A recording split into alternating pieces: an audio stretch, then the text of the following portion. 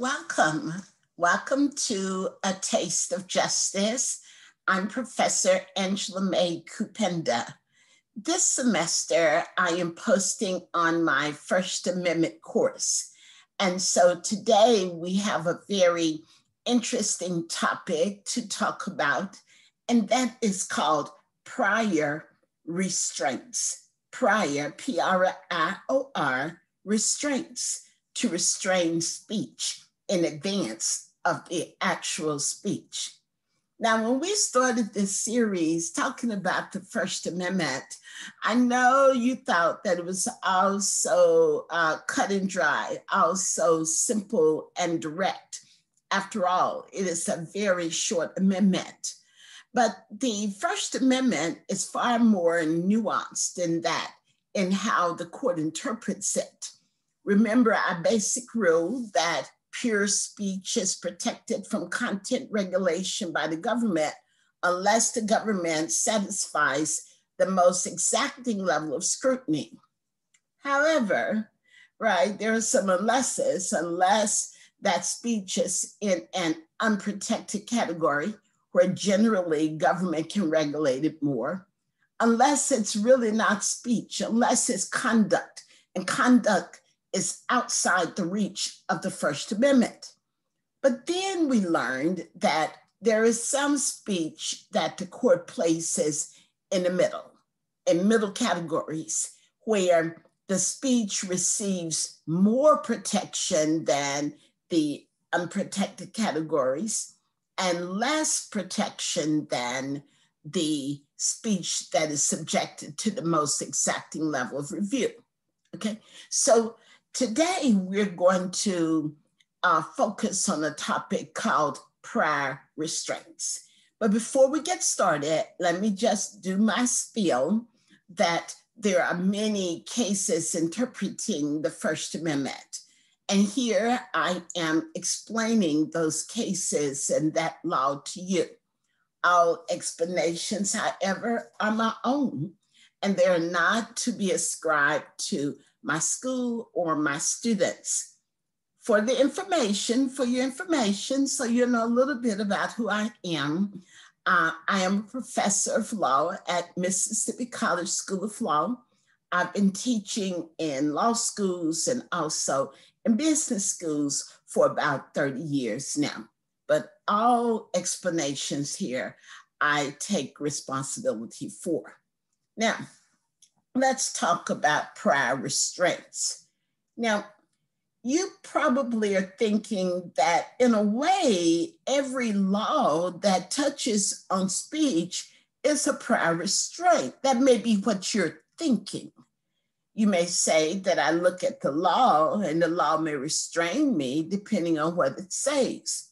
And that's correct in a way, but that is not the definition of what a prior restraint is.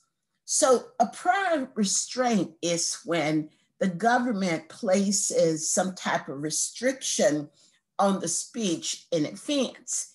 It may require that one gets some type of license, or one submits the speech for review, or there may be some type of injunction against making a speech or participating in a protest in some way, or as I said, a licensing requirement, something of that nature. That is a prior restraint. And the general rule is that the law abhors a prior restraint. The law abhors, A-B-H-O-R-S, a prior restraint. In other words, the First Amendment hates a prior restraint, right? There is a heavy presumption against the validity of a prior restraint. And you may say, why is that? Well, a prior restraint can indeed chill speech. Do you remember that term from before about speech being chilled? and therefore speech does not enter into the marketplace of ideas. You know, I've heard people say before, and I may have said it myself too, that it is easier to ask for forgiveness than to ask for permission. So a prior restraint means you're asking for permission. You're asking for permission to distribute literature, permission to give this speech, permission. And so here the law abhors that. Is the general principle, although you know, there's some exceptions and things. The law abhors a prior restraint. So let me give you an example. For example, we have unprotected category of defamation. And defamation, the law basically says, oh, go ahead, say what you want. But if you cause damage to a reputation in spreading a lie, and it injures an individual or a company and their reputation, then you may have to pay, right? So the penalty from the speech occurs after the speech is made. So that is not a prior restraint. Let me give you another. So another category, unprotected speech outside the reach, well, not outside the reach, but government may regulate it with a low level, rational basis, is the category of fighting words. And so the category of fighting words, let's say there's a law. And so it basically says, oh, you go ahead and say those things if you want to. You can say them, but after you said them, you may indeed be entitled to, you may indeed receive, not entitled to, you may indeed receive criminal punishment. But the law abhors a prior restraint because a prior restraint may hinder speech. If someone tells you your speech has to be reviewed in advance, or your speech, you must have to submit something to a city manager about what you're going to say, or show them what you're going to distribute door to door, you may say, well, forget that. I just won't do it at all. And that's why the law generally frowns upon a prior restraint. Okay, so let me tell you about a few cases. And remember, I have the names and the dates of all of these cases in the bottom in the text box. So you can go back and you can look at them for yourselves and you can check me on my explanations. Okay, so the first one is an older case, Louisville versus Griffin from 1938. And in this case, the city had an ordinance that you could not distribute any literature, you could not go door to door advertising or anything like that without written permission of the city manager. Now, you're like, this sounds like a prior restraint. Yes.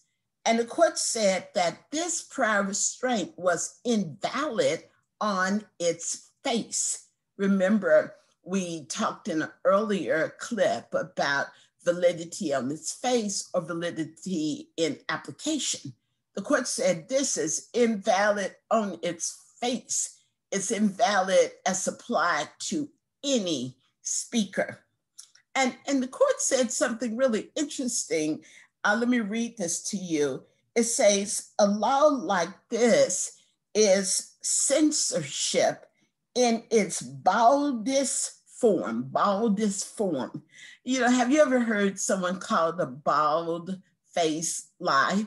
The court said this was bald face censorship and a heavy presumption, and indeed that it was invalid. Okay, let me give you another one. Watchtower Bible and Tract Society versus Stratton. And in this case, a village had an ordinance that you could not go door to door distributing literature or tracts without the mayor's permission. And the court said, no way. This goes against our tradition, that you've got to get permission from the mayor before you can go next door and give something to a neighbor.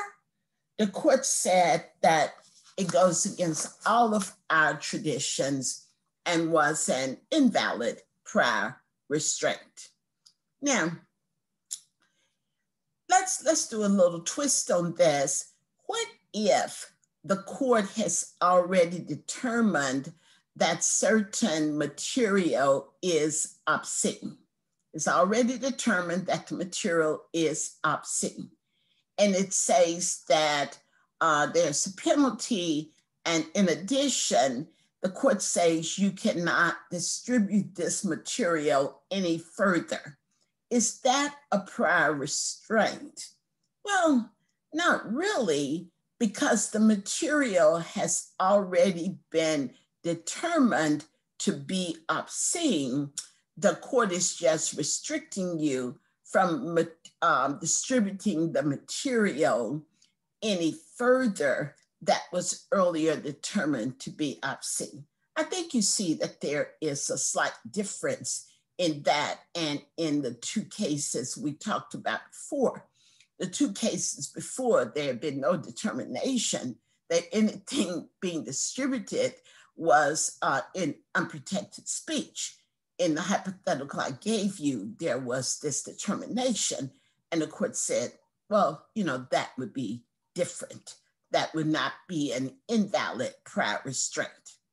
Okay, so what are other problems with prior restraints? You may be saying it could save you a lot of time. It could save you from a civil claim for defamation. It could save you from a criminal penalty for engaging in fighting words of speech that advocates illegal action. So yes, it may chill a lot of speech, but what's the other problems with prior restraints? So let me tell you about a case. And the name of the case is Walker versus Birmingham from 1967. Now, in a lot of these cases that we are discussing, in a lot of the cases, you have speech by individuals who are not in the majority, right? That the First Amendment is protecting speech that the majority may not really agree with or want to hear. So in many of the cases from the 1960s or so, you will hear speeches, or you will be dealing with speech by individuals who were advocating for racial equality. Because during that time, a lot of people just did not want to hear about Black people advocating for equality under the law. So we had this case in Birmingham, and there were some civil rights leaders who wanted to have a peaceful protest, a peaceful march or parade. They wanted to have it on Good Friday and on Easter. And the city of Birmingham denied them a permit. So they were in a quandary, okay? If they went through the whole long process of trying to get this permit, trying to get the city's decision overturned, they would have missed the opportunity they were hoping to have on Good Friday and Easter to appeal to individuals during those religious holidays to believe in equality for Blacks and others. So it was difficult. There's already a decision. The city heard that they were thinking about going ahead with the march anyway. So the city went to court and got an injunction that says they will not march because the city has declined to give them the permit. So in Dr. King's book, Why We Can't Wait, he talks some about this decision they made. In deciding to march anyway, they knew they would be violating a court's injunction, and there would be a penalty, they would be arrested and what have you. And how can they be a part of violating the law in this way? He said, on the other hand, this is an unjust law. And so therefore the decision was to violate the injunction, but to pay the penalty, to violate the injunction, which they believed to be an unjust injunction, and then to pay the penalty, meaning Dr. King and others would march and would go to jail. And that is what happened. They marched and they were arrested and went to jail. So when the case came up before the court said, even if this law was wrong, there was a ruling by the court, a court telling you, you would not be allowed to march. And so therefore, the court talked about a principle called the Collateral Bar Rule. And under the Collateral Bar Rule, they would be barred from, of course, violating the court's ruling until another court would overturn them. And so even if it was unjust, they could be punished for violating that law. And later the court did change that a bit, if it was not issued in good faith or what have you. So, but here we have these individuals, there is a prior restraint, they march anyway, and they are indeed arrested. It's really interesting. A few years after, the court determined that this process that was being used in Birmingham, they determined it was unconstitutional. That in terms of how they decided who gets a permit and who doesn't, that in Birmingham, it was totally discretionary. And when you hear that word discretion, if you believe you're going to be on the positive side, you like it. If you're going to be on the side where you may get the negative impact, the word discretion can be quite troubling. So here with discretion, the city could decide to grant one, not grant the other, based on the content of their messages. And so the court said here, later in a case called Shuttlesworth versus Birmingham, the court said that the structure of this Alabama law and how it granted to some, denied to others, that it was unconstitutional.